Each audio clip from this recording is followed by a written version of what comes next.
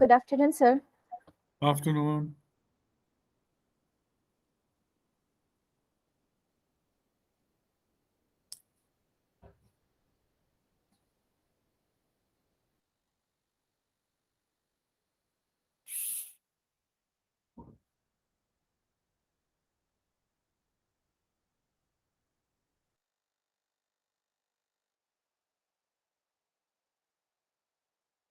Sir, give us 4 minutes. The participants are joining with. We will start the session sharp at 12:30.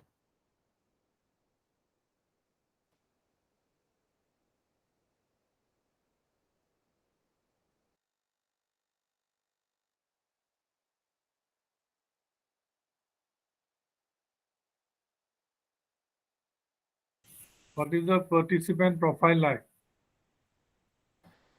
Sir, it is a diverse profile varying across from humanities, social sciences to science stream. And we also have a students from UG, PG, and MPhil and PhD. Oh my God. But vertically and horizontally diverse. Yes, sir.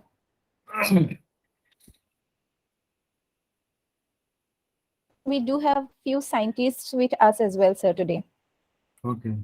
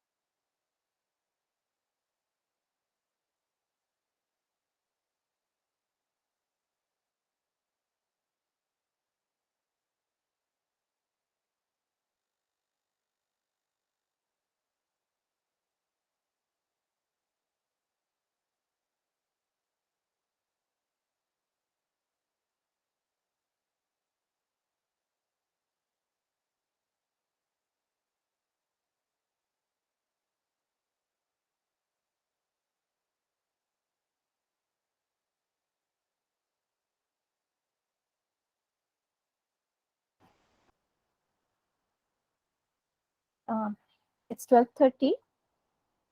Good afternoon to all. Welcome back to the workshop, day 6 of the workshop. I, Dr. Kasturi Goswami, welcome you all to the second session of day 6 of 1 week workshop on research and academic publication in ethics, organized by Economic Study and Research Center, Department of Economics, Bahona College. in collaboration with IQAC Bahona College and sponsored by Jorhat Development Authority. It is my extreme privilege and it gives me immense pleasure to introduce you to Professor Madhurjya Prasad Bezbaruah, sir, from Department of Economics, Gauhati University. Sir has more than 40 years of experience in teaching and research. In his vast career, Sir has authored 5 books so far, 50 research articles in journals of repute. He has also guided 30 doctoral scholars and 7 MPhil scholars.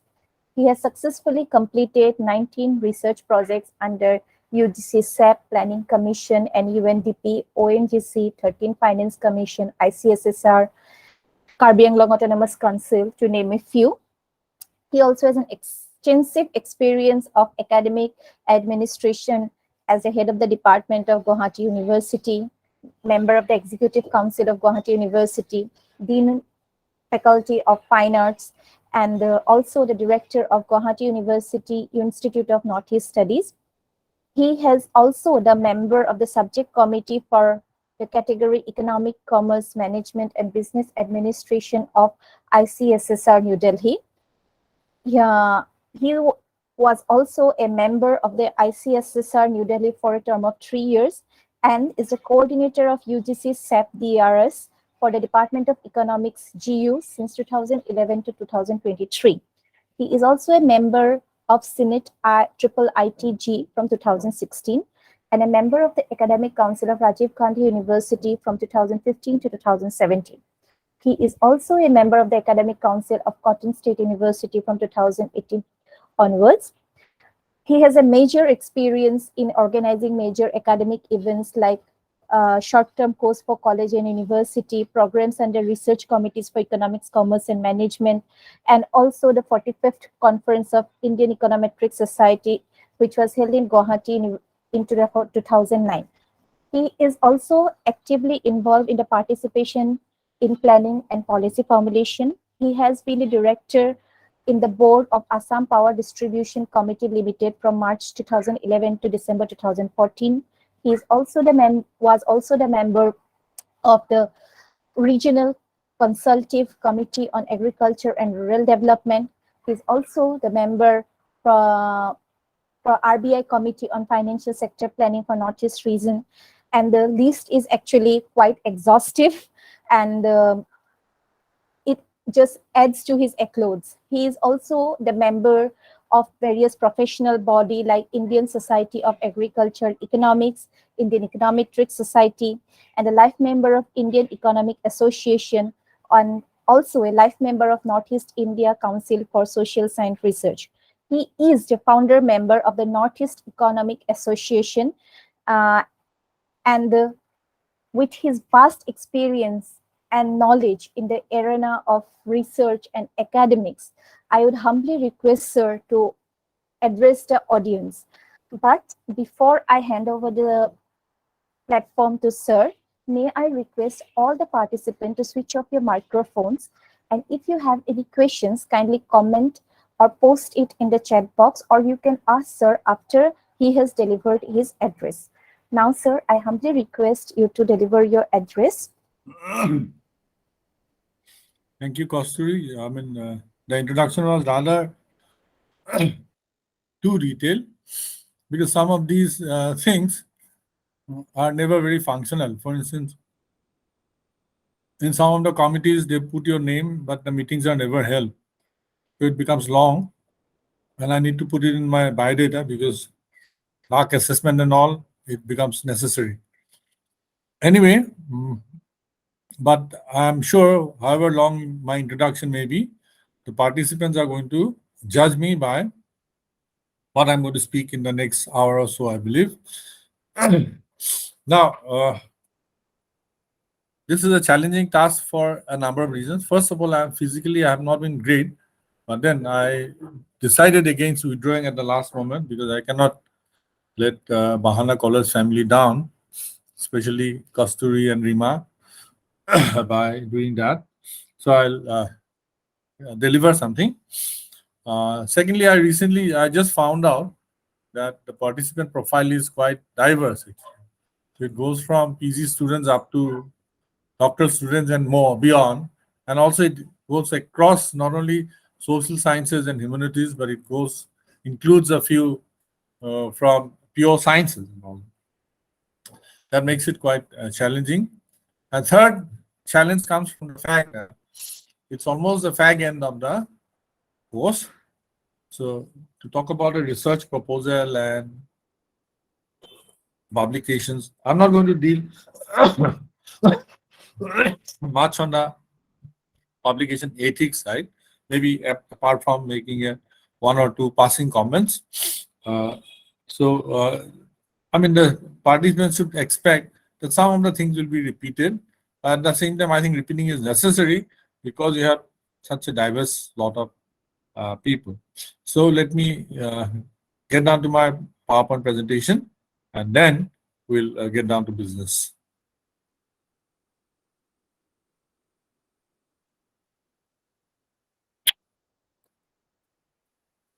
Okay.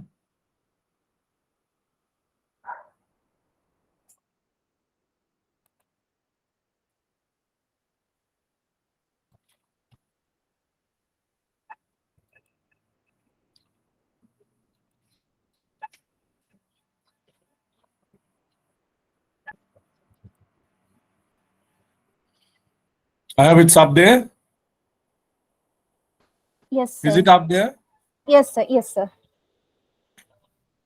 So I'll not spend much time on the title project. You can see the project, a research project, proposal to publication. I'm trying to cover more or less everything, but generally, okay. So if you if you already know certain things, please bear with me. Otherwise, let me see if I can add something to that. So I'll start with this slide. Problem with this is, yeah, I hope you can see the full slide now. Okay. Now, when you do think about, can you see the full slide? Hello? Yes, sir. Okay, good. Please keep on responding sometime. Yes, All sir. right. So, when we think of a research proposal, whole life cycle of a research proposal, research project, it has three major parts. Like in our life, ourselves, we have these various stages of life. So, a research project also has basically three components. One is the formulation of the research proposal. This is the starting point. All right. And this is actually, you need to be really very careful. I think I would say this is the hardest part. Okay. This requires a lot of intellectual inputs and, refinement and so on and so forth, so that your project proposal is accepted. Now, once the proposal is accepted, there will be funding, then you have to execute. This is where you have to carry on your plan for the research thing. And once you have completed your research, it is necessary for you to, sort of disseminate. You have to tell people what you have found out. Then only, you have done something meaningful and you have contributed to the field of knowledge. So we'll spend some time in formulation of the research proposal, and then we move to some of the steps involved in research execution, and finally we'll spend some time discussing the publications and dissemination. Dissemination is not just publication, it may include a few more things. All right. So now we move to the first part. So in this slide, in this part, we are talking about formulation of a research proposal. Let me come to this.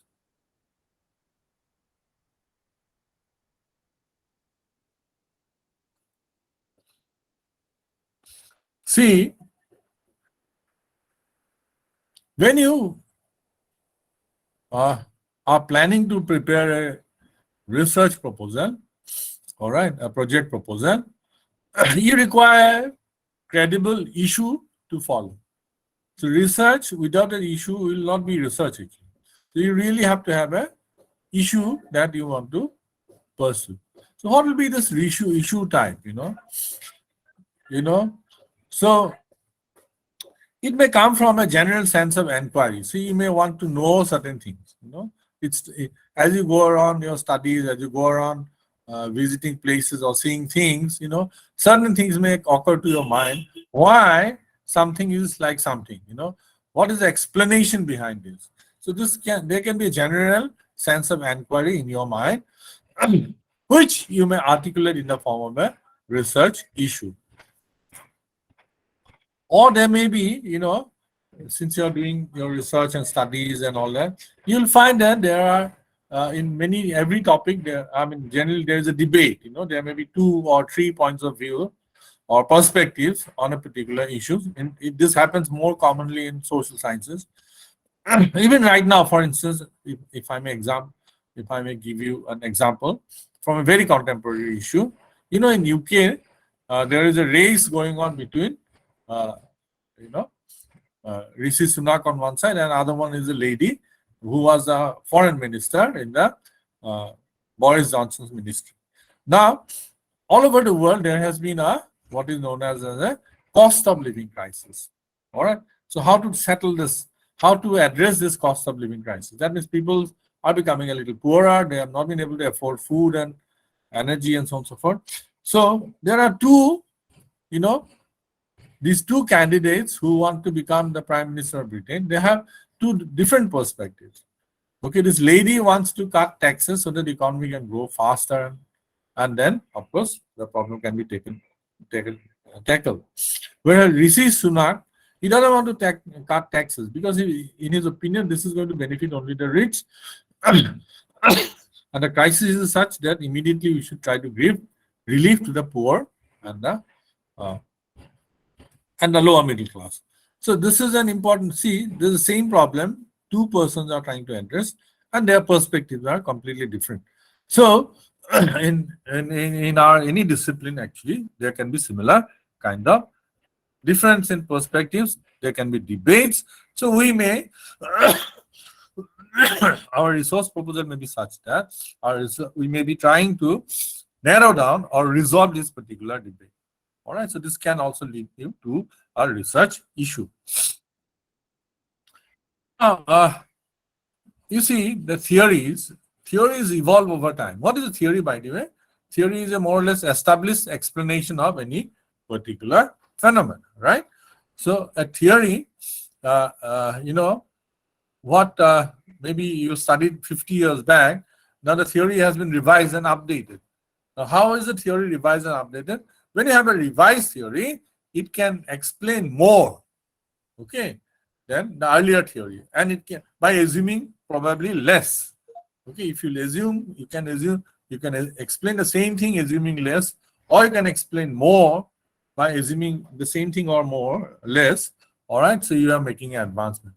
So there may be some doubts regarding an established theory because all the theories are not perfect. They require further refinement. So refining a particular theory may be your priority. Now, I didn't understand that.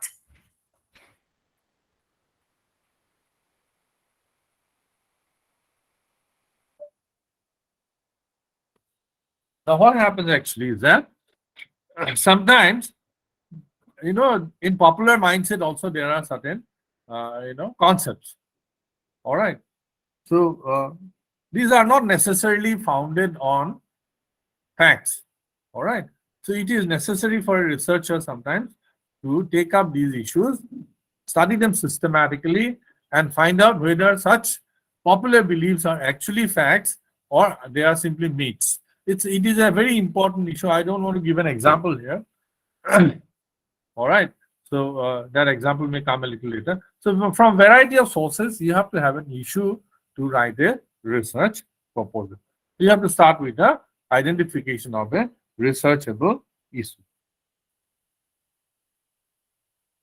Now, once you have done this, you can get down to the task of formulating a research proposal. Now, the research proposal will have actually nearly 7 parts. All right. There are 7, particularly if you're writing to a funding agency like ICSSR or Department of Science and Technology, DST and all that. Okay, there are going to be 7 parts at least. It can be more, it can be slightly less, depending on their guidelines, but roughly the content is same. Now, have you noticed the numbers 1, 2, 3, and all those things that put behind every item? Yes, Now, sir. these numbers indicate which one do you have to tackle first, which one will come second. See, finally, when you put the research proposal, this will come in this particular order. It will be title, introduction, conceptual background and brief review of literature, research questions, hypothesis, objectives, methodology, likely contribution to of the study, and timeline and budget. So this will be the sequence in which come. But what will be your starting point? You have to start. You have already got a research issue, I believe. Then you start with concept, conceptual background and a brief review of literature. See, when you are talking about a particular issue, there will be concepts involved, some theories involved. All right, so everybody may not be, informed about the concepts and all that. So you need to discuss or lay out the concepts you are talking about. All right, a particular term you are talking about. Okay, what does it? What I mean, it may mean several things, but in what meaning, in what sense you are using it. So all those things you really need to lay out. And the brief review of literature here. Why is it a brief review of literature? Because when you get the project, you have to do a more detailed review of literature, but you have to do an initial review of literature. Why is it necessary? For 2 reasons. One is that what work already has been done, you need to know. That will help you to further refine your research questions, and so you have to really need to read what people have done on this area, on the areas and concepts which you want to follow in your research proposal. So that is extremely important, and you are expected to show some familiarity with the existing literature. In this point, actually, I'd like to also mention that some people just mention who has done what and all. I mean, not particularly what, who has done what. So here, actually, some kind of discussion, brief discussion on the literature is rather important than just mentioning the names that Newton has done this, okay, Shakespeare has done that, and Einstein has done this. Instead of just mentioning that, a discussion of the issue, which you can gather from the literature review, can be much more meaningful. So this gives you the background in which you have to lay your research agenda.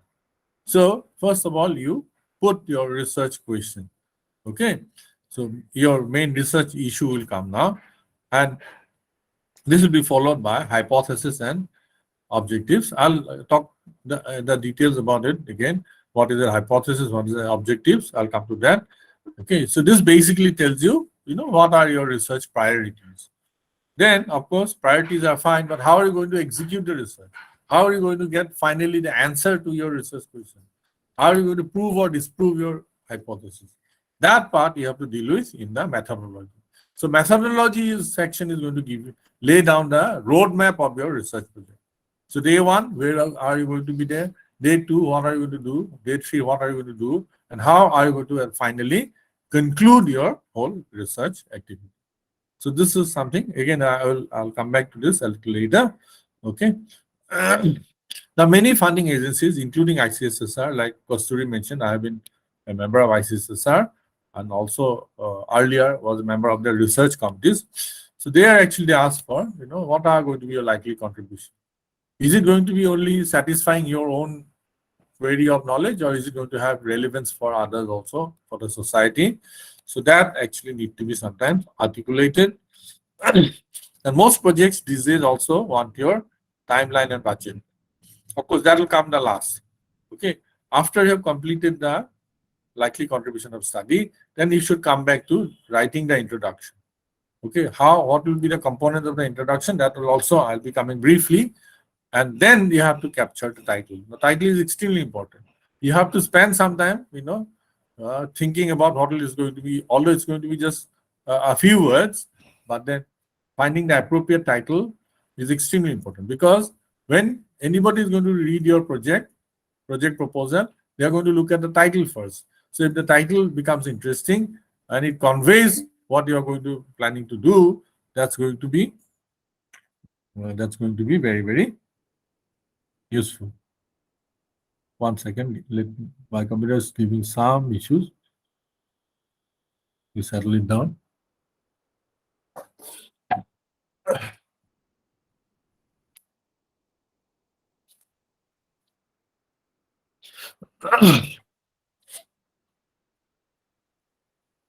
Okay. Actually, all right. Now, let me move to the details of all these parts. So this is the sequence in which you have to start preparing for your research proposal. Please remember, you cannot start writing the title first, although it will appear in the final project proposal, the title first. Okay.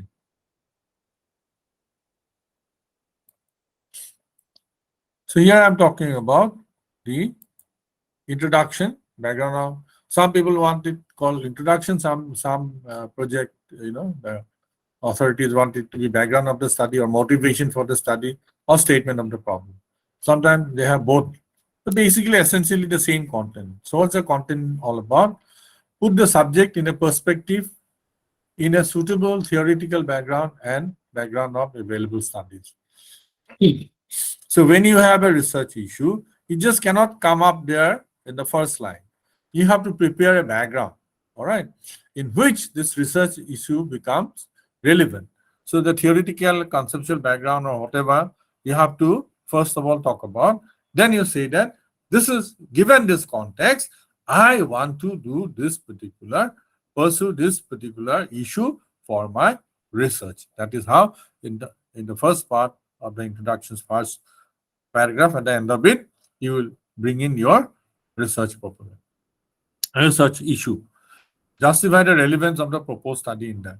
So you have to also justify that this is very, very important. Nobody has worked on this, or these aspects has been worked on, but this particular aspects I want to follow have not been done. So you have to show the novelty of your study in this part. As I said, title was very important. Similarly, this part is also important because the reviewer is first going to read this part and you have to be able to impress the reviewer in the introduction first. If you are not able to do it, they are not going to read the subsequent parts because they are normally overloaded with so many proposals. So earlier, when I remember in my younger days when I had to do that, I worked. Sometimes they give us 40 proposals to be scrutinized in one day and all that. So there actually you can't read each proposal. So first thoroughly. So if your title is not interesting, if your introduction doesn't tell you much, I mean most people will not be interested in going into your objectives and all that. They may go up to the objective methodology and all. They can only have a cursory look. So this is where you are trying to sell your project through the title and the introduction. However, this part, as I said, the beginning part, there may be two alternative ways of presenting. In some agencies want a separate review of literature. In that case, you have to do two things. First of all, in the introduction, you have to keep very concise, sleek, and crisp. There you actually raise the issue. Then you can come to the review of literature and conceptual and theoretical background, which can be more detailed. Okay, so but that again in that first paragraph is extremely going to be important. All right, so sometimes they want that no separate review of literature in the introduction itself. You have to sort of incorporate the review of literature.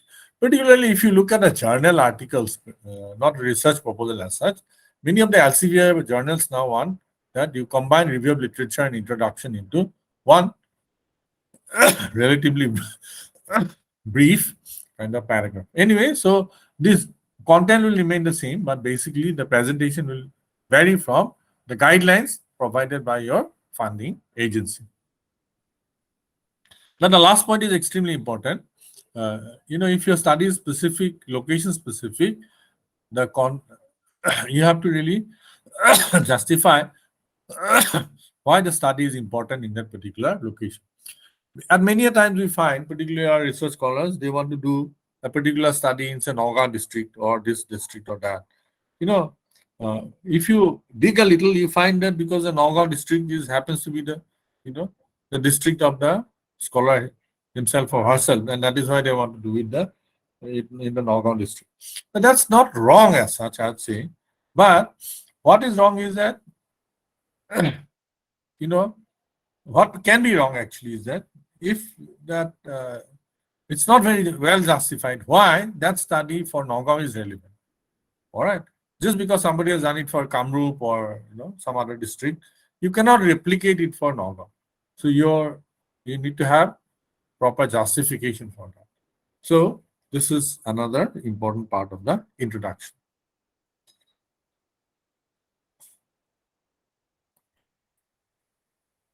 Now this part is extremely important. Okay, I'm sure you have done it, but then, and please tell me if I'm repeating actually all which has been said, or you can sort of listen to me without much seriousness if I'm repeating everything. So first of all, research question, as I said, research issue, I've already mentioned. I'll not spend too much of time here. Okay, that can be formulated as a question with a question mark, or it may be just stated that this is the issue, so explicit or implicit. Now, single or multiple, some of the disciplines, particularly commerce and geography, I have seen, they put about 8, 9, 10 research questions, which I'm not entirely comfortable with, actually. The central research question should be 1 or at best 2 or 3.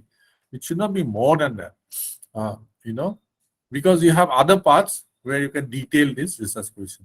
If you have 10 research questions for a particular study, it can be quite diverse and actually it can be sort of, anyway, people have different perspective. This is my opinion. I'm more comfortable if you have 1 or 2 central research issues which are to be followed. Sometimes what happens, there is one central issue, but then there are subsequent 2 or 3 issues. So that can also be happening. The hypothesis. Now, I'm not saying that each study is going to have a hypothesis, particularly if your study is exploratory in nature. You're trying to find out what the facts are, so you may not have a hypothesis. Now, what is a hypothesis, by the way? As I have written down, it's a prior explanation of a phenomenon. All right. So we are studying a particular phenomenon. Why certain thing is there? So do you have a prior answer to this, which is not verified as yet? Okay. So is it because of this that X is happening? Is X happening because of Y? All right. So in that case, Y is the cause and X is the effect. So what is the cause-effect relation? You're suspecting. So that you can articulate in the form of a hypothesis. Now, those of you who have done some research, you might have heard about, the null hypothesis and alternative hypothesis. This is a technical issue a little. All right.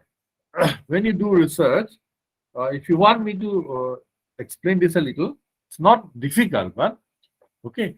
So I'd like to explain, but then if you're not interested, you can tell me that it's not necessary.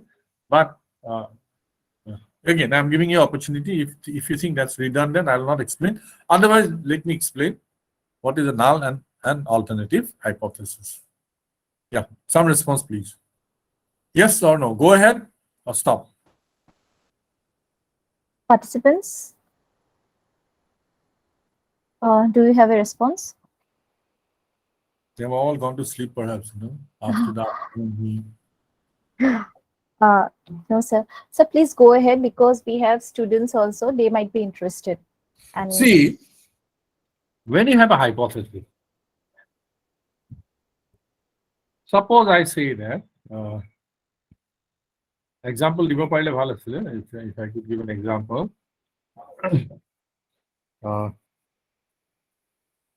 All right, this is slightly controversial, but let me still come to this. You see, have you heard about a National Family Health Survey?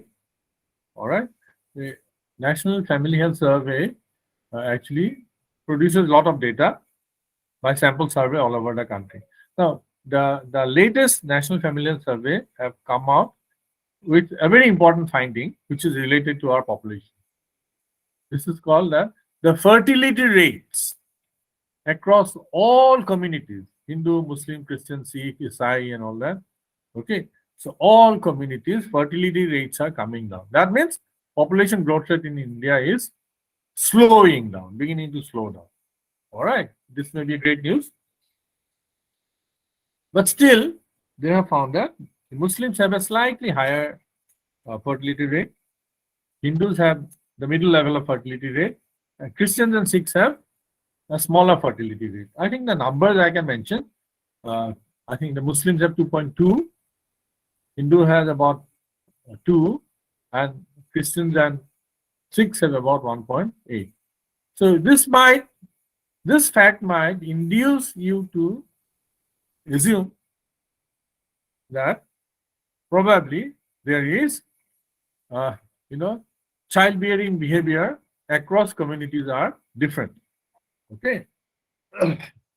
Now, to test whether this is true or not, you can formulate a null hypothesis.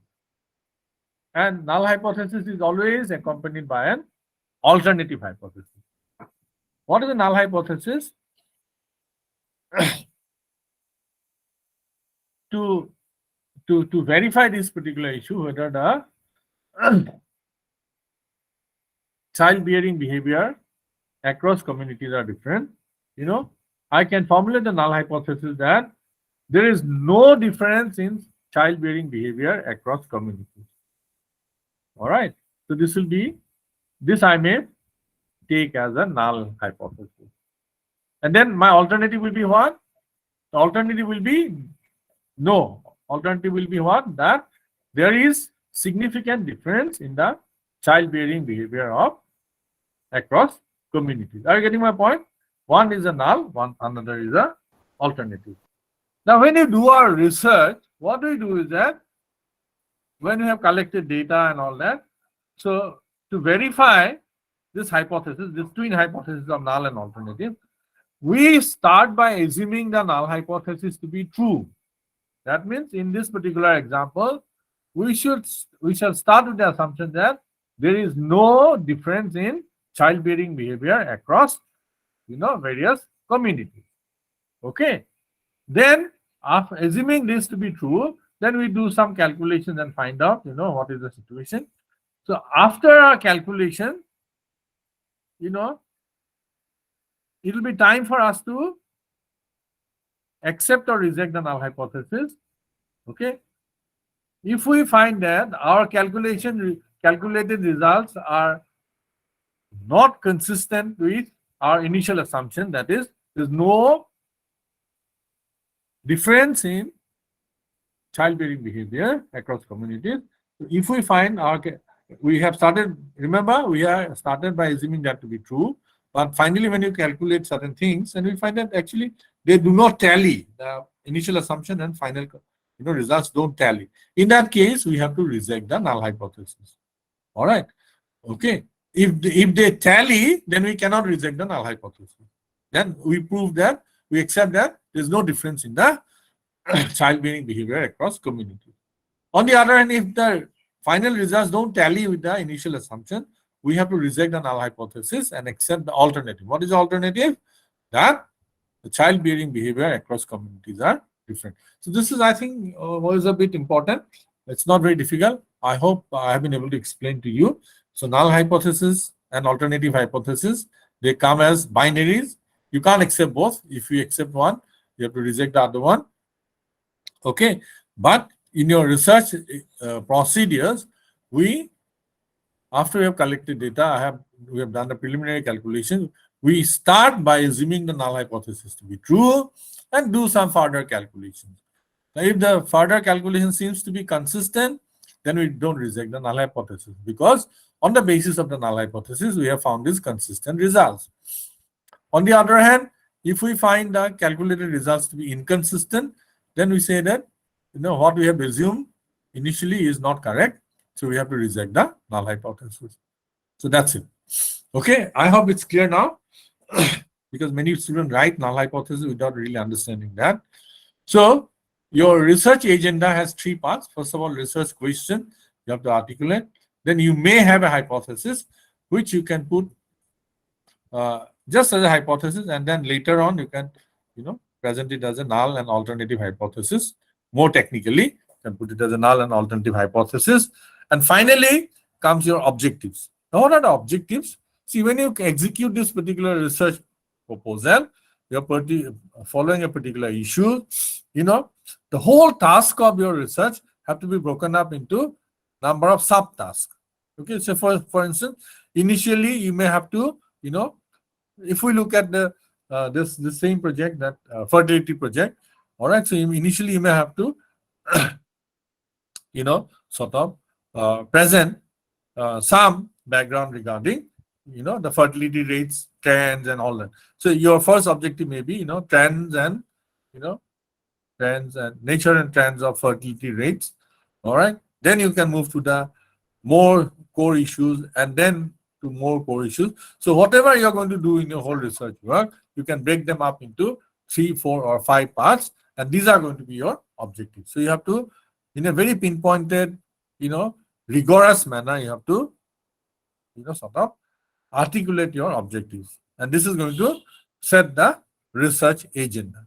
So you start with the issue, you formulate some hypothesis, then you break down the entire task. The recipe when you make a cake, for instance, you take the eggs, you collect the materials, then first of all you beat the egg, then you put some flowers, and you maybe putting some, whatever things, then you can add some flavor, then you bake the cake and all that. So similarly, the process of making a cake has several parts. So similarly, carrying out your research has several, steps. These steps each step you have to articulate in the form of one objectives. So this is lay down your research agenda. All right, now we'll move to the next slide. Methodology part. Now here I will not have much to say, although this is actually, I think, the most important part of a research proposal. Why is it the most important part? Because this is where you lay out how you're going to sort of fulfill your research agenda, which you have laid out earlier in the form of objectives, hypothesis, and research questions. So to do your research, you have to collect materials, right? Publish unpublished materials, or you may do some your own experiments and surveys, field investigations.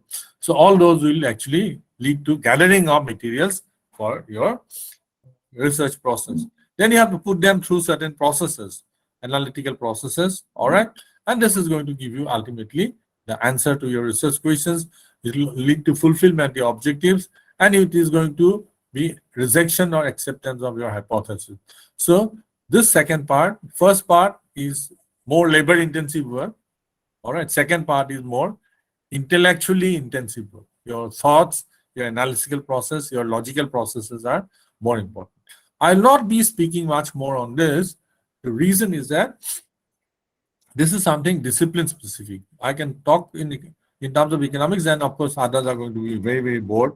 So methodology in literature is quite different from those which are followed in economics. Economics and political science may have some similarities, some social sciences, but then still there are differences. Then history has its own methods and all that. Okay, historiography as they call it, archival methods and all that. So your discipline is going to tell you about what kind of analytical tools you have to utilize and how you utilize this to fulfill your research agenda. Okay, I think I'll wind up here on this slide.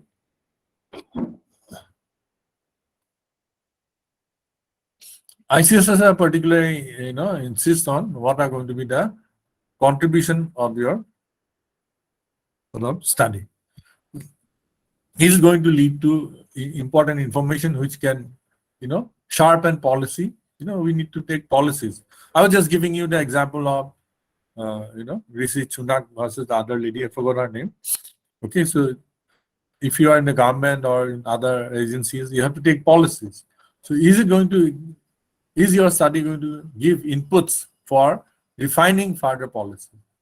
See, generally, many scholars actually write down they don't give enough importance on, the policy implications of the study. That's a little unfortunate. You just generally, say that government should do this, government should do that, and so on. But this is very naive, actually. One should be able to come up with, more specific policy recommendation. This requires some thought. This requires some review of existing policies. Okay, so you can draw from your studies, what more you can add to the existing policy practices. So that's important. I think most of the social science studies will require this. Secondly, does your study lead to some refinement or advancement of the theory? So there may be, as I was mentioning earlier, a theory is an established explanation of a particular phenomena, but it may not be perfect. It may require further refinement. It may help further generalization. Those of you who are from economics, you will know that our trade theory and so many other theories are based on the assumption of perfect competition, which is not actually a very realistic assumption. All right. So if you can make theory which are applicable to imperfect competition also, so that you're making a contribution. The other contribution where you can make is methodology. See, methodology, many people may be using various kinds of methods, but you may find that some improvement can be done with the methods also. Okay, if your study does improvement on the methods, so you are using a more advanced method, the advancement need not be very huge. If it is huge, it's well and good. If it is only incremental, that's also a contribution to your research. So this is something which is generally required. Next, let us see what we can do. So timeline and budget. If you are a PhD student, you have a timeline of 5 years and all that. So you can go a little slow, coursework and all that, but you should not go too slow. Because most of the research scholars finally find it extremely difficult to complete in time. Okay, and if you're not completing in time, opportunities will go by, passing by.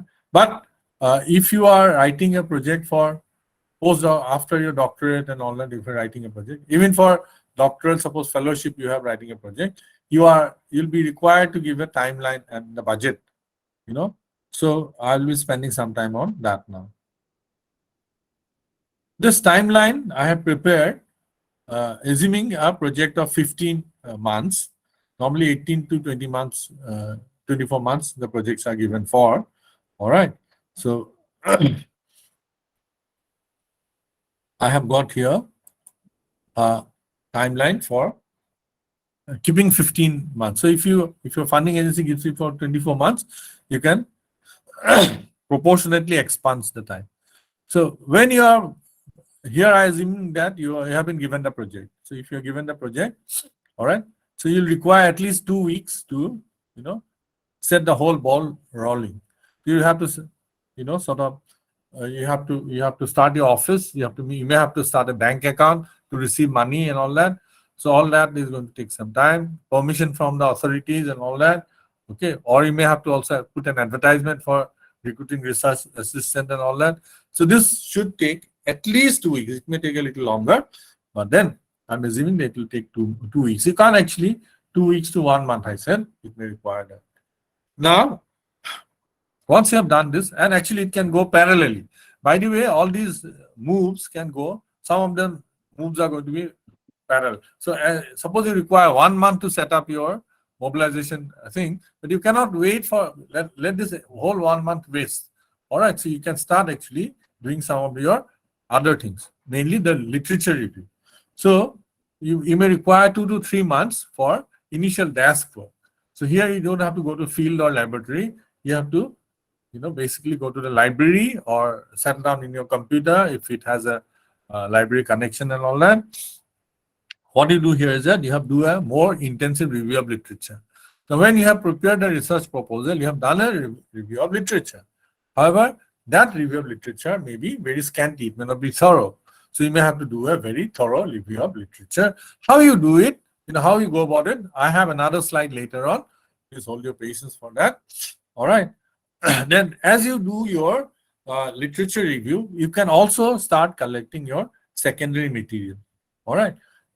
Some data which are already processed, which are already available in secondary sources, various ministry sites and other things, that also you can start collecting.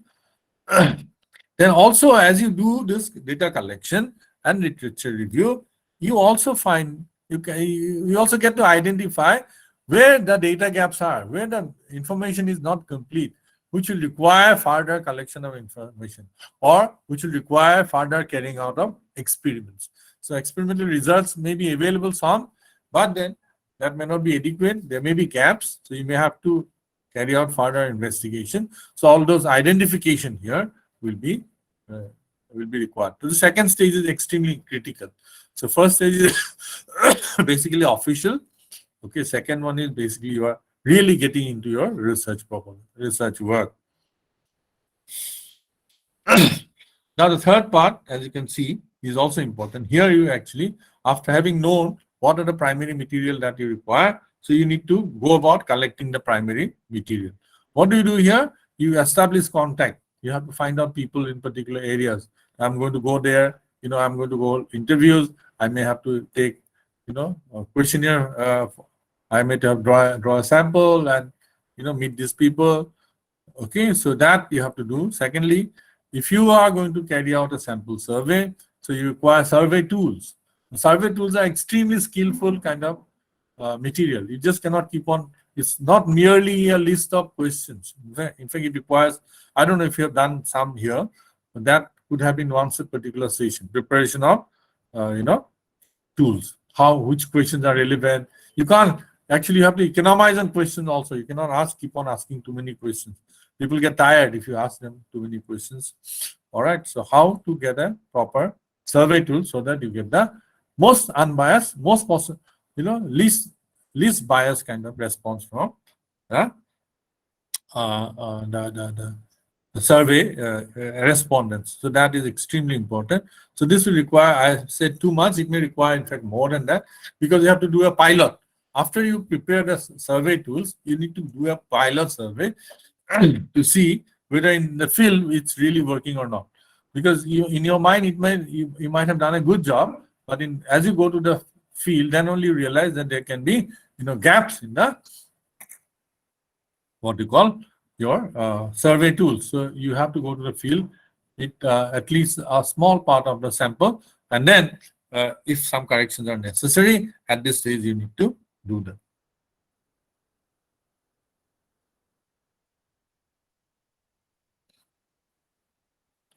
So by this time you have collected all the materials you require, literary, secondary sources, primary sources.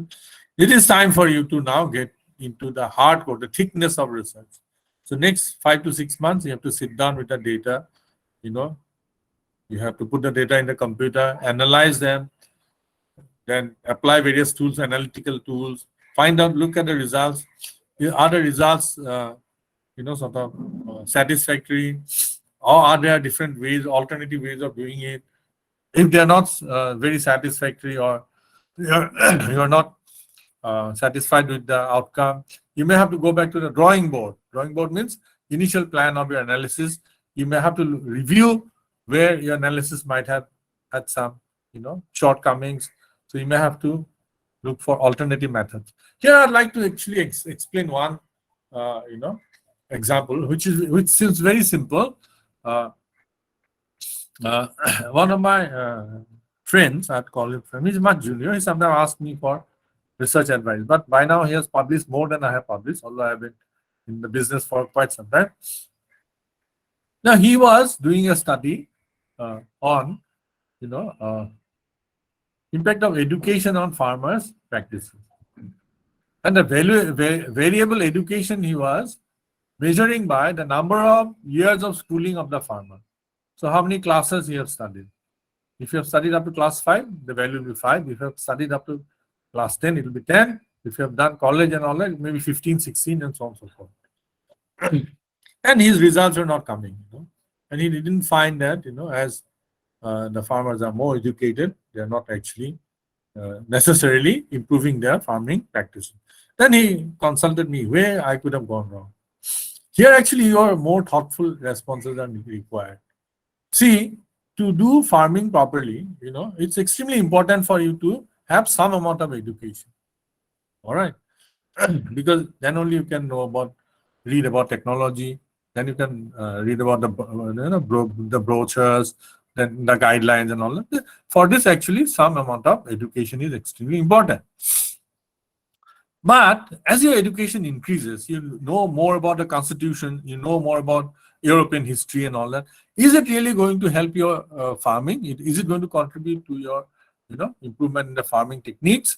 I mean, it's very unlikely that those kind of knowledges are going to be, if you read more Shakespeare's and Bernard Shaw, which is taught in college, it may not be very, very useful for your research. So I advise him that instead of, sort of measuring education in the years of schooling, why don't you do one thing, that you categorize this, So some people, who have only up to primary education, the others primary to high school, and the third category can be high school and above. So if you look at these three categories, I think the second layer of education is going to be most important for you. Then when he followed this, he actually found that the people who had the second or the third level of education, now it is categorical variable, not the years of school. All right, so he had values 1, 2, and 3. Then what he found actually is that, yes, if you have education level 2 or 3, your farming practices are much more advanced than in case of, if you have education level only 1. So this is how you have to use your imagination, common sense, and whole thing, to particularly articulate when your results are not coming. You cannot blame the computer for that. You cannot blame the software for that, or you cannot probably blame the data. Of course, assuming the data has been properly collected, it's your analytical insights which are going to be extremely important. Okay, I hope you get a hang of what I'm trying to say. So results you may not get in one shot. All right, you may have to revise, you may have to look at different approaches. And most of the papers these days, they look for a robustness check. That means, can you get the same conclusion by following more than one alternative, approaches to the data? If you can come to the same conclusion by following one or two different alternative analytical ways, then your results are said to be robust. They are said to be very, very healthy. Okay, so that is why also, even if you get your results very, expected results in the very first round of your analysis, it is also necessary for the sake of robustness and dealing with the data again in an alternative manner, if you can come to the same kind of conclusion. Now, after you have done this, your research is more or less, complete. Now you have to actually organize it, So like the cake, so you have made the cake now. So now your job is to basically sort of do the icing and present it to the public. So how do you go about this? So compilation and review of the findings. So your findings you have to now compile, write the reports beautifully, draw the diagrams, present it in pie charts and other kind of charts. All right, tables and all that you have to do. Then you have to start drafting the report. Now, drafting the report is not that you start now. Now here you are going to do the final drafting of the report. I'll come to this point also. Then after you have drafted the report, if you have the time and money, then you can share this report with some of your peer groups. That is something which is mostly done by established researchers. They ask for comments, feedbacks. Okay. Many people are very hush-hush about their own research. They don't want to show what they're doing. But that's not the right approach. So you've done your research, you can send a draft to your friends. If you've written a paper, you can send it to your friends and ask for critical comments. No, not just so nicely you have written, not that kind of comments. Critical comments, because this is going to help you to further improve your report. So after you can acknowledge their inputs or comments for that. Now after you have done, you have submit the report to your funding agencies. Okay, then you have to prepare the accounts and submit the accounts, and then your projects comes to an end. You have given your reports, you have given your accounts and all that, so your project comes to an end. Kasturi, how long should I go on?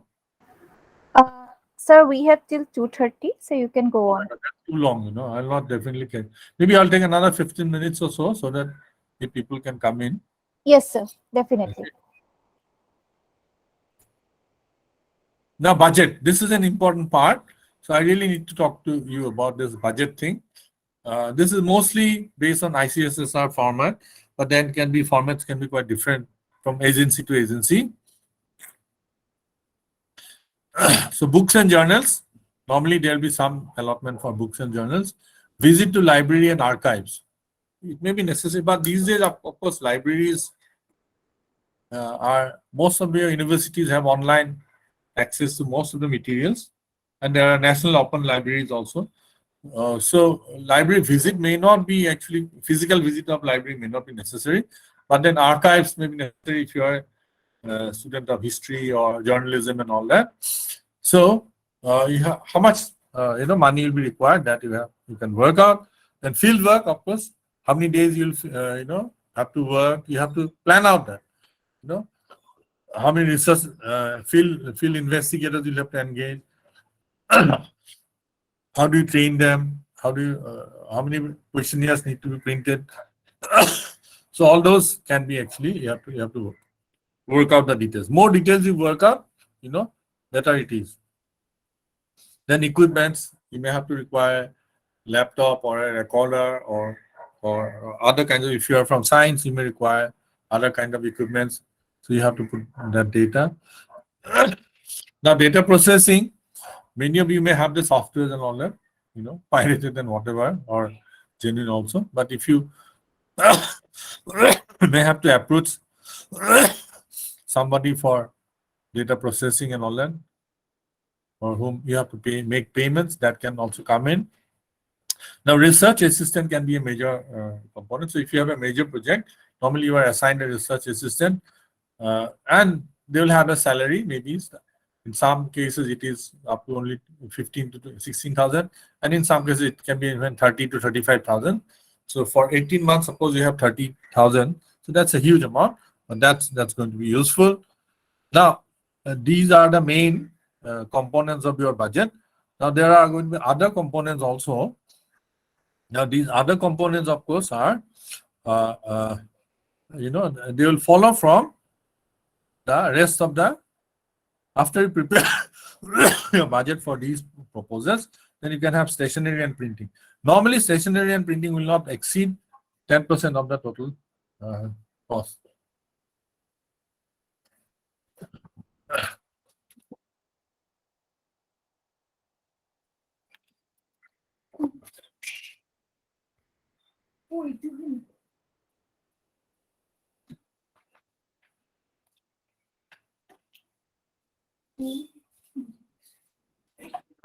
Can you hear me still?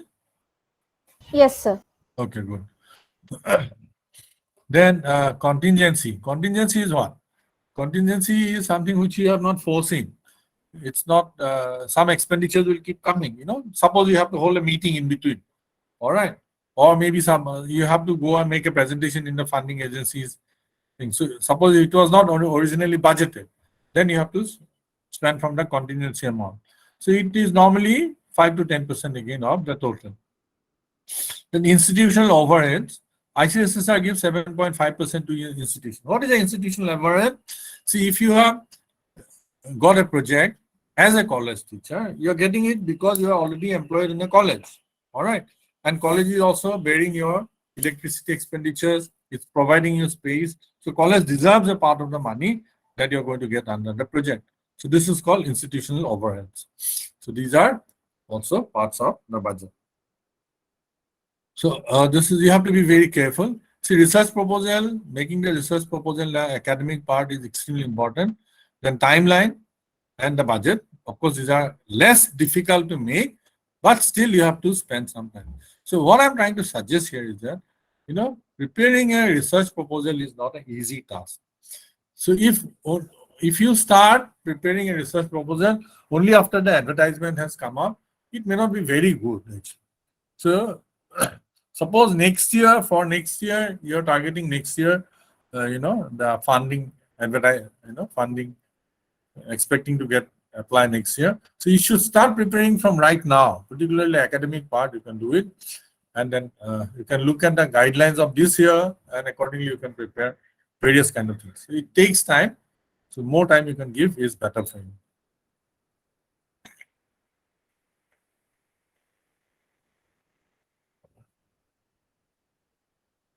Funding sources, do I have to spend? See, initially, earlier UGC used to be funding, but UGC has practically stopped funding projects. Minor projects were very easy to, it was easy for anyone to get. Major projects were also not so difficult. But ICSSR, ICHR, Indian Council of Historical Research, Indian Council of Philosophical Research, they are still funding. So one can approach those agencies. Department of Science and Technology, particularly for science projects. Their fundings are also quite liberal.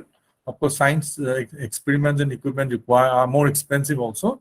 So normally you'll find that science projects of the science disciplines are monetary terms is much bigger. Now there are other agencies also which promote research. See, I can now recollect. So Ajim Premji University, they have research priorities, and they actually, research projects they issue. Then there are other agencies also which may be giving issues. RBI may be giving, NABARD may be giving some money for that. And internationally, you can find out that apart from things like ASCAPE, World Bank, UNICEF, and all that, all right, many universities abroad have funds for research. So you have to establish a collaboration or link or connection, network with the scholars there, and then one can access those kind of projects also. They are generally more better equipped, they are better funded, than you can, and therefore funds are available for these purposes. Okay, so this can be the funding agencies.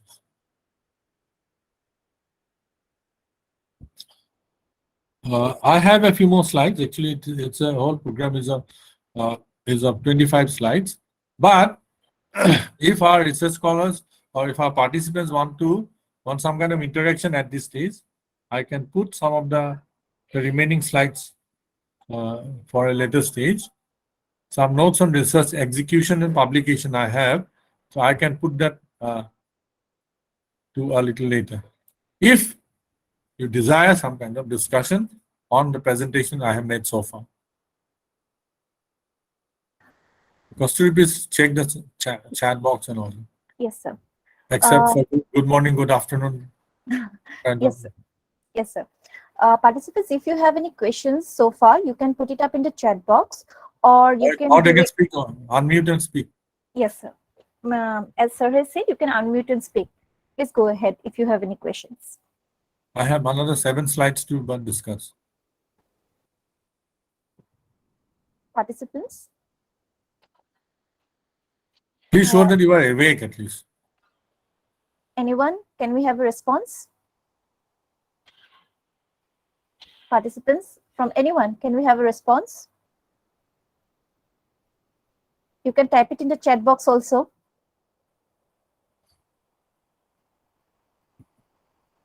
No, I don't think they are.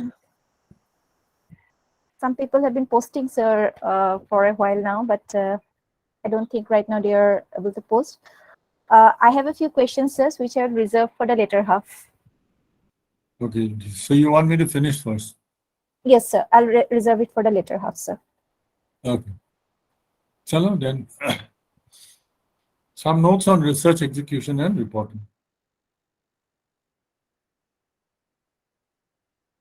So this is about research proposal. Now, how do you execute the research?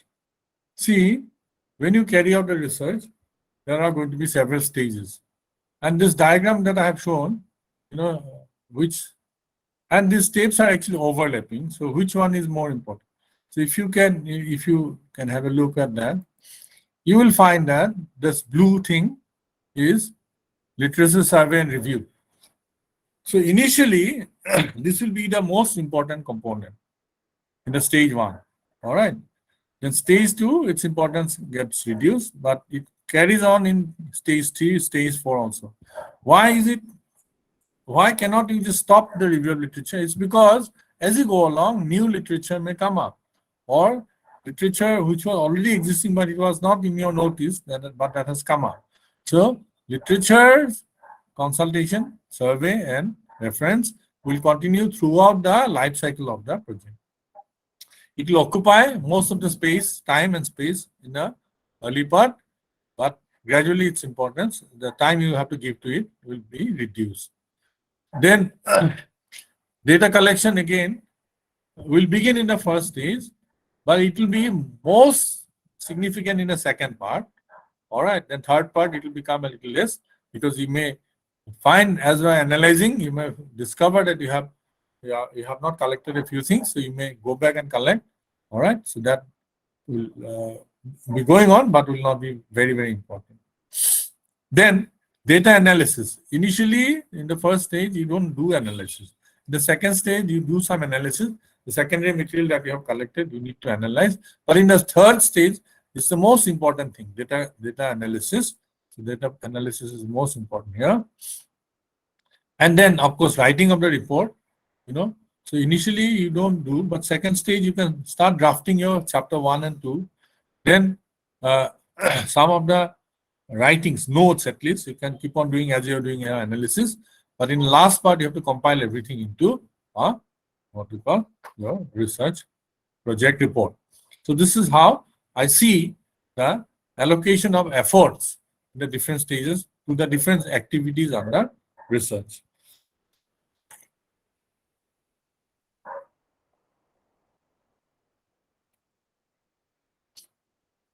Now, I was earlier mentioning that review of literature is extremely important.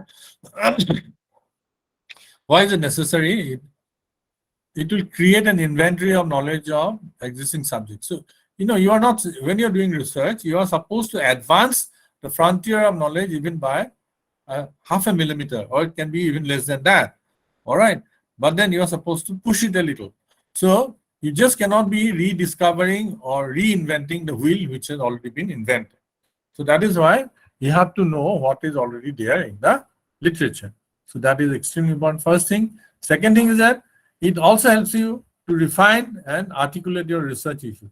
You begin with a research issue, but as you do the literature, you find that some of the aspects have been already addressed. So you may have to revise, refine, or sharpen your research issue. So that actually is helped by review of literature. The other one is that what are the debates going around? So if you do the literature, then only you can come to know, what are the debates that is going around. And the most important thing also is that what methodology people are using for your research. So you may use the same methodology, or you may actually advance on the methodology. So this is something which you cannot be doing something with a methodology which you think is great, but people have already rejected that methodology, or more superior methodology is available. So that is why review of literature is extremely important. Otherwise, you will not be able to advance the frontiers of knowledge. The purpose of research, as I said, is to advance the frontiers of knowledge.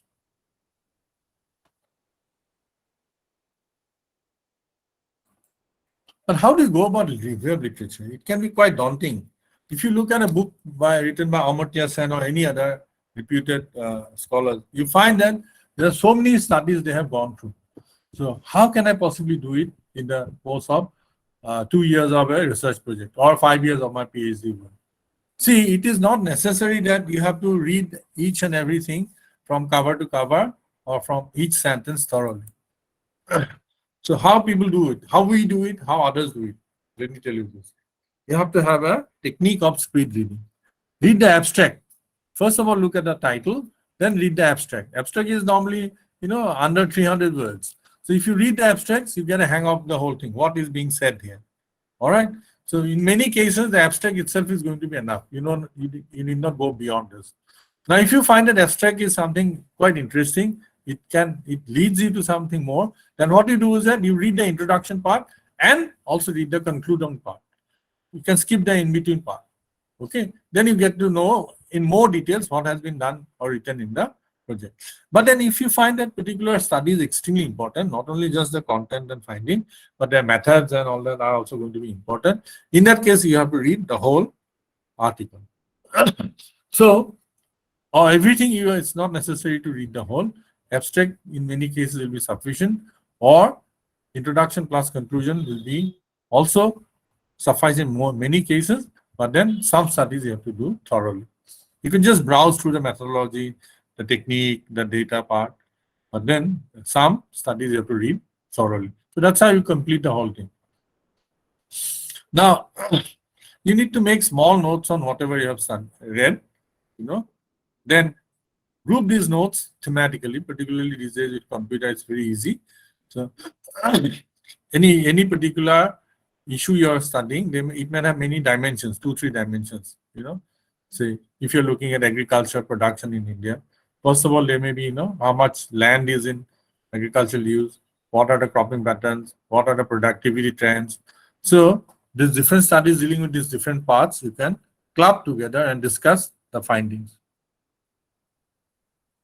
Group notes thematically, issue-wise. Develop a note as a thing. You see, here I find I have objection to many scholars. Some people actually put up as review of literature only, an inventory of literature. Say, Goswami 2018 has said this, okay? Bezbaruah 2021 has done this, and somebody has done this. So this is not a review. This is an inventory of what you call the studies. So you need to develop these into a discussion. Then only it makes more interesting. All right. So that is extremely important because later on when you are thinking of bringing it out as a book or I think this is going to be extremely. This will be more interesting than just putting up an inventory of the things. I'm coming to an end, as you can see. Report structure. Most of you probably know it, but still, let me point out. So this is roughly the structure. I don't have to really discuss here. Okay. References and bibliographies will be there. Index, you all know, many books and all that. Reports, the words, important words that keep on coming up at different parts of the report with their page numbers. You can make an index, list of index. All right. Now, the last point which I have put below the line, there are many standard styles of citing and listing reference. You have this MLA, or you have this APA styles and all, or you may follow a particular journal style. Say, Economic and Political Weekly has one standard style. So you may follow any one of these patterns, but you need to be consistent. All right. Throughout your report, you have to follow a particular one style.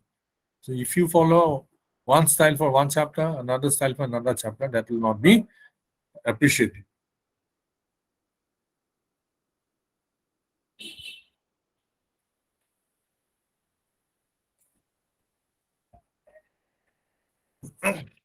After you have submitted your project report and all that, you have completed the project, you have fulfilled your obligation, you have taken money, you have completed your work. But that's your work. So you would probably want to disseminate what you have found out. Now, there are several ways of doing it. First of all, I would advise that once you have done your project, you attend conferences and seminars. Or in course of your study also, you can go and attend conferences. Present conferences are generally the broad formats. Okay. So here, all kinds of things are normally, accepted. They are not subject specific typically. But seminars are, of course, subject specific. So I'll advise that young scholars who have nearly completed their work or fully completed their work, they should take their findings to conferences and present them. Conferences are not also very strict in accepting papers. They do accept unless it's too bad, Now, what is the purpose of going to conferences? If you go to, in fact, it's not necessary to go to one conference. You may get to 2 or 3 conferences, So there, if you make the presentation, you get feedback from others, okay? The experts, the senior scholars and all that. Those feedback can be very useful for improving your, further refining your findings and all. See, once you got this feedback and your thing is more refined, then you are ready to send the article for good journals, because journals actually, they are more finicky. They are very particular about kind of the quality. So first present it in a conference, get your feedback, revise, then identify journal and send to journals. Journals you may publish, you may not publish. That's a issue again. I'll come to, but your your research output may be very important for common people also. So what you're going to write for journals are going to be technical. You'll have methodology, you have various technical terms and all that. But that is not going to reach out to the common people. So to reach out to the common people, you may develop from your own research project finding popular articles. You can write in newspapers or other places, or you can go and deliver popular lectures to young, or not necessarily young, but all kinds of audience who will be interested in your findings. There, your presentation skills and all those things are going to be extremely important. How interesting you can make your presentation. Technicalities should not come in there, okay? But if in the audience there is a technical person who wants to ask questions, you should be prepared to answer them. So this is how you disseminate the knowledge that you acquire through your research project. I think I'm coming to my final slide. Yes, I think so.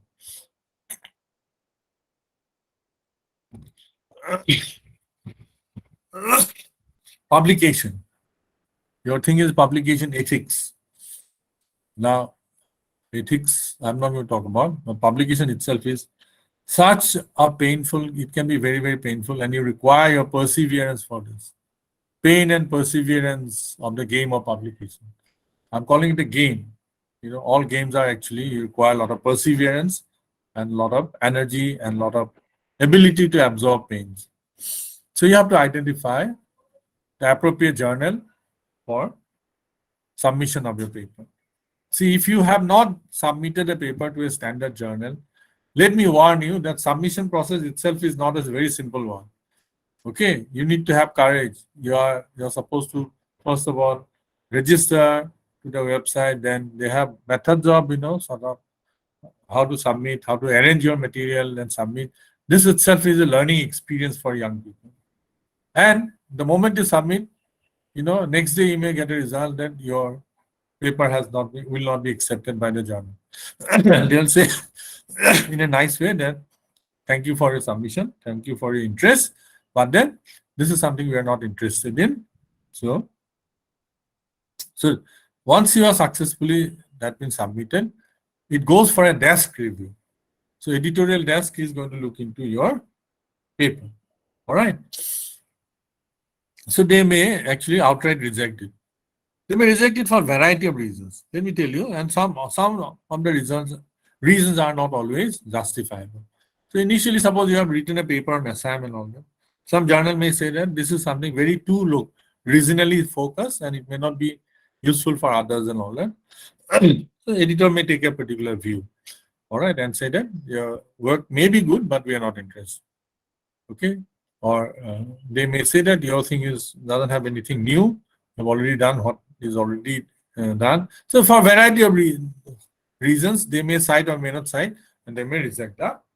So their rejection is quite possible. So you should not get heartbroken, okay? Because all of us have gone through all these processes, this rejection and all that. It's almost like, every girl or every boy you propose to may not accept your proposal.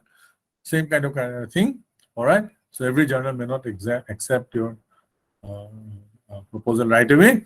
So you have to look for, so once you are rejected, you have to try to improve it further and look for an alternative journal. All right. So don't lose heart. Now, once your journal is through the desk review, they will assign it to a reviewer. So reviewer is going to read the whole thing very thoroughly. They will not just look at the abstract and title and all that. They will read it thoroughly. Then they will give their comments.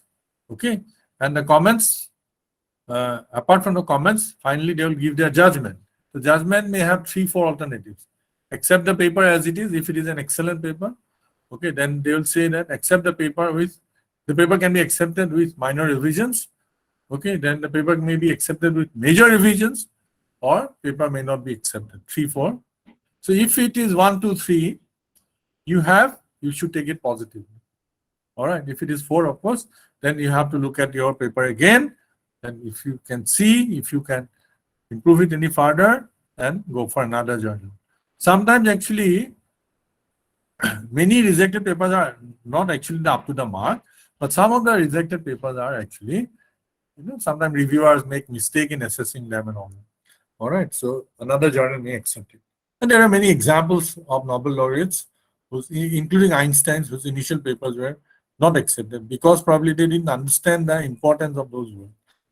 But I'm not saying that every paper that has been rejected, okay, is something as important as Einstein's work.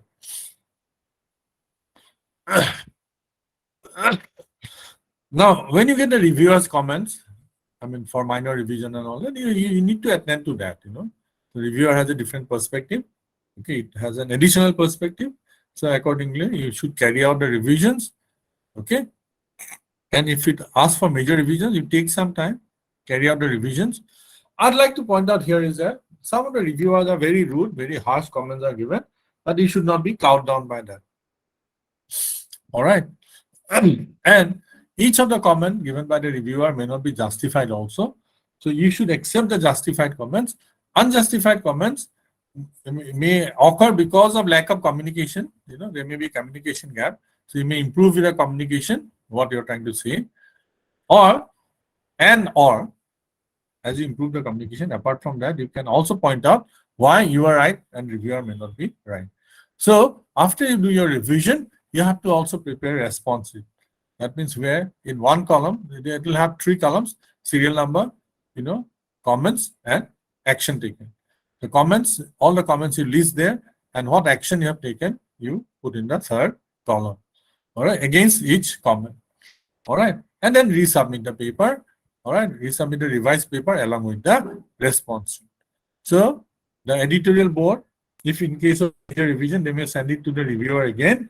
Otherwise, the editorial board will look into minor revision and all. Then they'll take a decision whether to accept or not to accept. Once they have accepted the paper, it's going to come out. Online issues will come out first, then the hard copy will come, and that is where you actually have done a very good job of not only doing your research, but also publishing it. Okay, it's important. Then I'm sure somebody has talked about publication ethics and all that, plagiarism and all that. Wittingly or unwittingly, you may actually get involved in those kind of things. You need to be careful about avoiding all that. Kasturi, I cannot carry on any further. I'm exhausted. As you can see, I have been coughing all through. Yes, so sir. I have to say thank you to all of you. Yes, sir. Those who have gone to sleep and those who haven't gone to sleep, all of you, I am saying a big, big, big thank you. Yes, sir. Sir, if you give us a moment, I will just sum up the entire presentation. So, yeah, and then I will open the house for discussion, because I can see there is one question posted by Gitima Deka in the chat box. So let me quickly sum up. I hope I do justice to your presentation. Should I stop presenting? Yes, sir, you can stop presenting, sir. Okay. So, dear participant, we had an exhaustive session just now. Sir talked about the life cycle of the research proposal, which consists of 3 major parts: formulation of the proposal, execution of the research, and dissemination. Identification of a credible research issue to resolve is the primary thing we need to do in a research proposal. Possible sources are general inquiry, resolving an academic debate, a doubt about the established theory, or need to question or verify a popular perception. Extensive detailing of the components of the research proposal was also done by Sir, and he highlighted these 7 components and he sequenced the layout for the same. Title has to be interesting and crisp, and the introduction should lay a solid foundation to capture the attention of the reviewer. When we choose an area for study, it needs to be justified. The background is important to contextualize, justify, and highlight the novelty of the research issue. It has to be followed by research questions, and the central question should be kept minimum, and the rest can be detailed in the other parts of the research. Sir also spoke about that all studies need not have hypothesis, but if the study has one, it needs to be stated correctly. The whole task of the research has to be broken into subtasks, which is done with the help of objectives. Sir also highlighted the importance of methodology for the research agenda, which needs to be laid and done correctly and meticulously, but it differs across disciplines, and the analytical tool needs to be selected accordingly. The likely contribution of something, a study is something that needs to be articulated clearly because it has policy implications. So one needs to add to the existing policies or add to an refinement of a theory or contribute to an existing methodology. Sir also spoke extensively on the timeline and budget, which mobilization, which may range from setting up office to hiring research assistants. In the second stage, the initial desk work may include from extensive review of literature to collection of secondary data, identification of data gap. And also he spoke about the third stage that involves the collection of primary material, establishing context, preparing survey tools, and material collection. He also highlighted the importance of pilot survey in this stage because it will help us identify the gaps in the survey tools and we can accordingly modify it.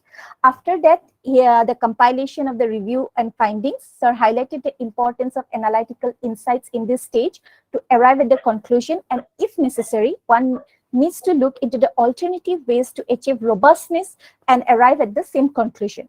Drafting of the report and sharing for feedback for critical comments is also involved in this stage. And once this is done, the report can be finalized and submitted. Sir spoke about the budget specific to ICSSR, but it can differ across funding agencies. He highlighted the importance of preparing project beforehand if we are likely to apply for it. He also mentioned that some funding agencies for the projects, notes on research and execution as highlighted by Sir are overlapping in nature. It includes report writing, data processing and analysis, data collection, and literature survey and review. The importance of these three parts depends on which stage of the research we are in. Consistency and formatting, citation, and referencing styles are also important. Post-project, there are ways to disseminate our project, which involves presenting it in the conferences and seminars and getting feedbacks. This will immensely help us in improving our work. Publication of research articles in books or preferably peer-reviewed and indexed journals is another way of disseminating the project work. Another popular way is to give popular articles and talks. He also highlighted how to survive the game of publication.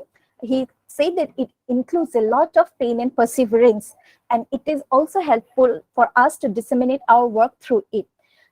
In the end, he highlighted how the purpose of the research is to advance and expand the frontier knowledge.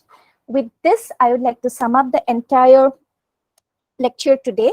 And now I would like to open the house for discussion. And I hope, sir, I have summed up correctly whatever. You have summed up very well, very well. I couldn't have done it better. Thank you, sir.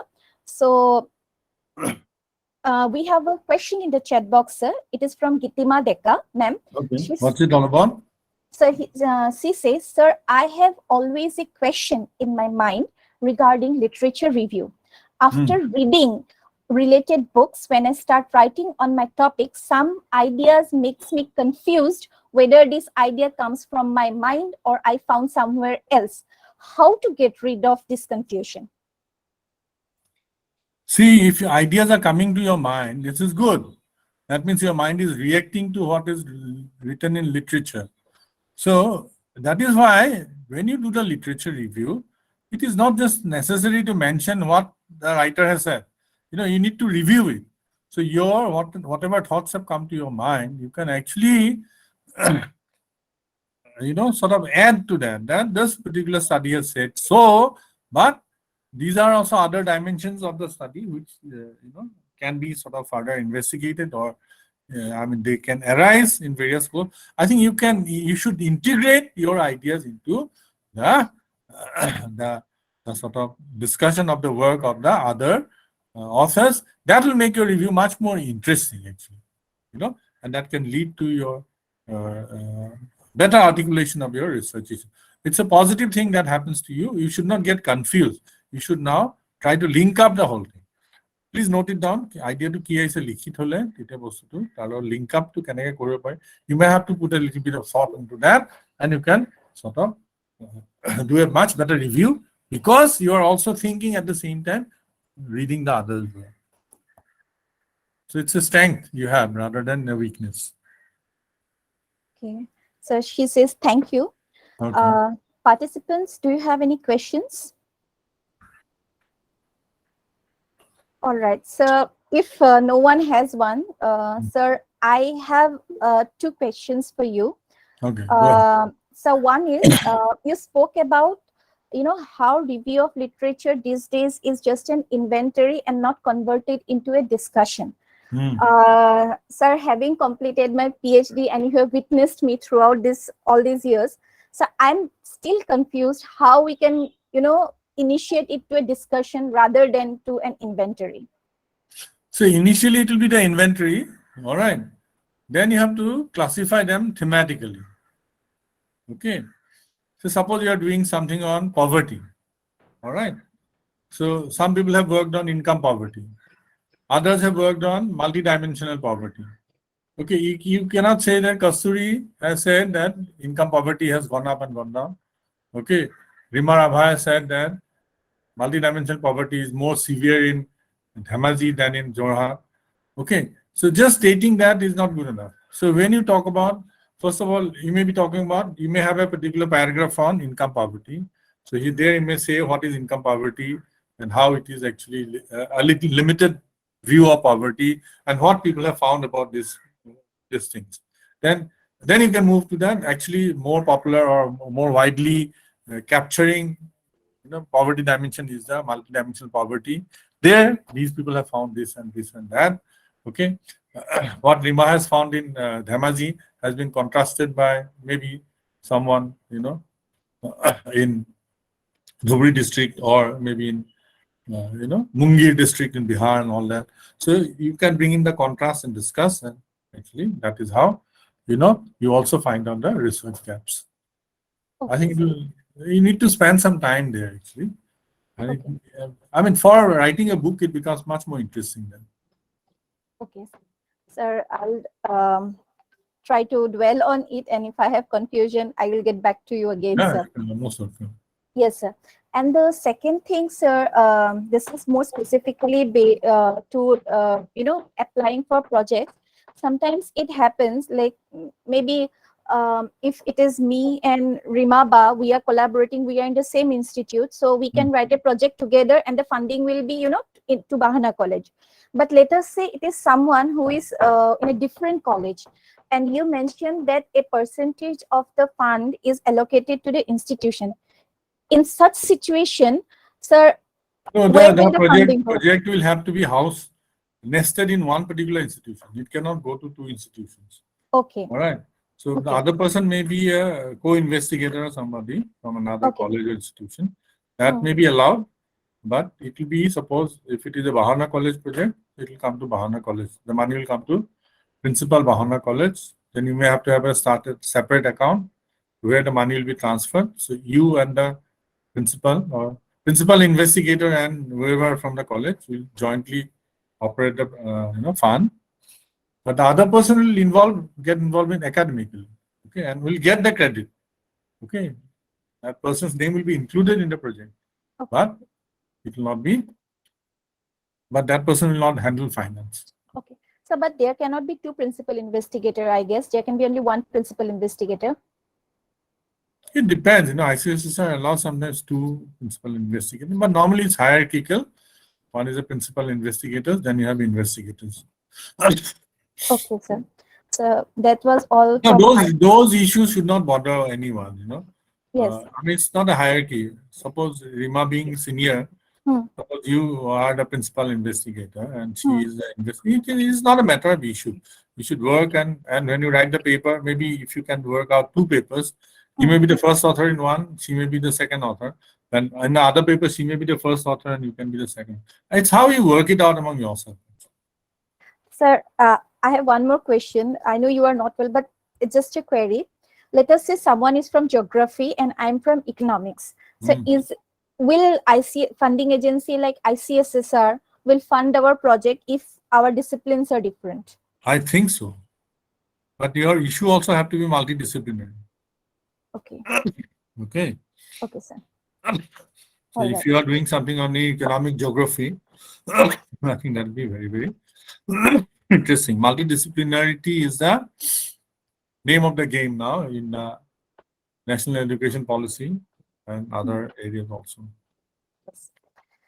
All right, participants, if you don't have any questions, we will wind up the session. I don't want to keep holding back, sir. Sir is sick. I hope, sir, you get well soon. Thank you very much. Thank you so much for joining us today. And in spite being sick, thank you so much for delivering the lecture to us. It's always a pleasure to hear you, sir. I hope you can come sometimes again to us. And participants, as for the code that you have been posting in the chat box, for the first session, the code is Bhutan, and the second session, the code is HAT. The feedback link is already shared in your group in the chat box. You can kindly go there and give your feedback. Thank you. We will see you tomorrow morning at 10. So if they want the PowerPoint, I can share it. Otherwise, I mean, if it is not wanted, don't dump it on them. Yes, sir. Of course, sir. But I personally want it, sir, because I want to go through it once again. Send to you by mail. Yes, all sir. Right. Yes, sir. Thank you, sir. Okay. Bye-bye. Bye, sir. Thank you so much, sir. Thank you.